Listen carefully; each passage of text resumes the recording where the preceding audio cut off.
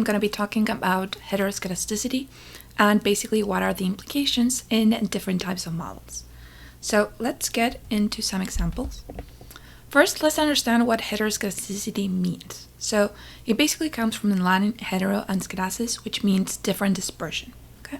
So anytime that we think about heteroskedasticity, we should be thinking about a variance that is not constant, and in particular, the variance of the residuals. So what do we mean by that?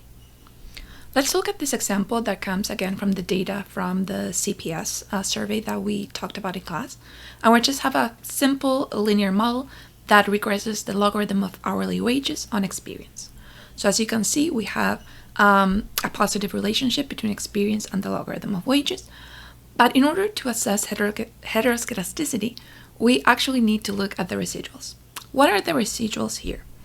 Basically, the residuals are the difference between the value of an observation, the outcome, and its fitted value, or the value in the regression line. So that difference right there. For another observation, for instance, the residual might be smaller, like that observation right there. So each observation, again, it's going to have a residual associated to it. It might be bigger or smaller, and we can actually plot those. So let's do, again, a scatter plot, but now instead of having my outcome, I'm showing you the residuals of this regression, again, against experience in years. So as you can see, we see kind of a cloud of points. They seem uniformly distributed across the whole range of experience, and that is what we want to see when we have what we call a homoskedastic model, which is, again, the opposite of heteroskedastic. How we can assess that? So some evidence of that can be seen when we take, for instance, two values of the covariate. In this case, I'm taking experience of 10 years and experience of 30 years. We can actually do, for instance, take a cross-section here and plot the distribution. As you can see, this kind of looks like this normal distribution right here. And if we do the same here, at this level, you can see that the distribution also looks kind of the same.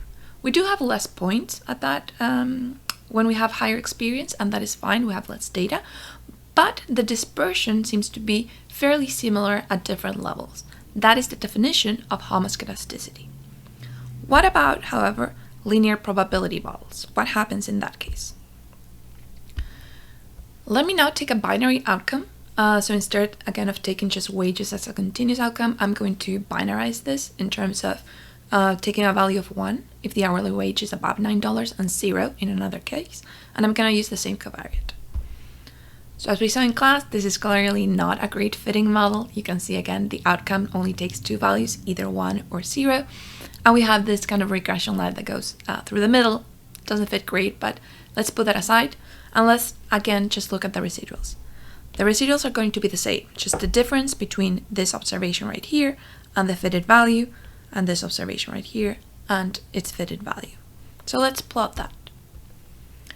Anytime that we have a linear probability model, our residual plot is going to look like this. Basically, two parallel lines, and we can see clearly that it's very different to the homoskedastic scenario that we saw before. Okay, the line that is on the top basically represent the residuals for observations that have an outcome of y equals 1, meaning wage over $9, and the line that is below represents the residuals for those observations that have an outcome equal to 0. Okay? So how do I know that this is actually homoskedastic? Well, first of all, it looks very different. We don't have that cloud of points that we had before. But also, if you remember from a probability course, for example, you can remember that the probability of a binary variable is actually the probability of success times the probability of failure. And how can we see that here? Let's take two different values of experience and let's try to calculate this. So as you can see here, for experience equals 0, we have two different residuals.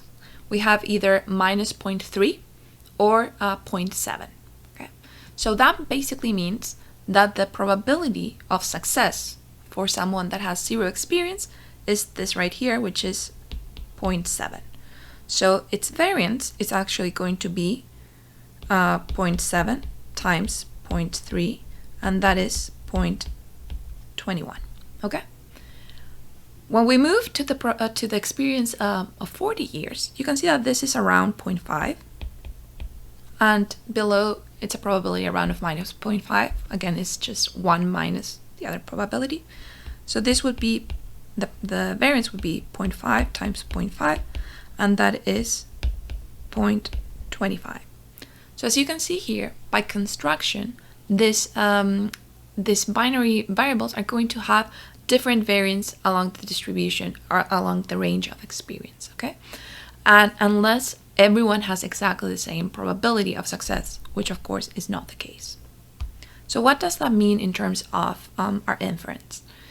So ordinary least squares, the way that we've been calculating them so far, are what we call blue estimators. Blue means the best linear unbiased estimator. Best because they're the more efficient, meaning that their variance is the smallest one that we can have for, again, a linear estimator. And it's also unbiased, which means that the expected value of our beta hats that we're estimating actually are the same as the true values of beta. Okay? When we have a heteroskedasticity, our estimator is still linear and is still unbiased, but unfortunately is no longer efficient. So we lose that best part.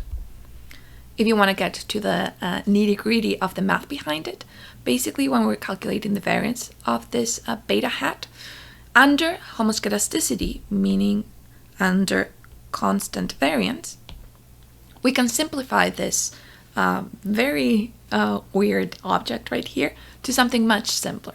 Okay, under heteroskedasticity, basically we can no longer do that because our sigma is no longer constant, but it's actually indexed by each unit. Okay, so in order to take into account that new kind of form of the variance of our estimator, we do need to use standard errors that take that into account. In this case, we're going to be using robust standard errors from the estimat-R package. So just remember that anytime that we are doing linear probability models, we do need to run an LM robust, again, to take into account the fact that we're not under a homoskedastic scenario, but we're definitely under a heteroskedastic scenario. Okay, inference remains the same.